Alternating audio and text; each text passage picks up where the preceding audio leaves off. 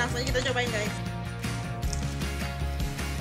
Dan sekali gigit lanjut terus nggak bisa berhenti guys. Ini jackpot nih kalau udah seluruh bumbu ada di dalam sini, gila nih. Ini makin dimakan makin enak loh, gue udah bingung deh. Pokoknya dia ada rasa asin, manis, terus pedas, pedasnya nggak berlebihan.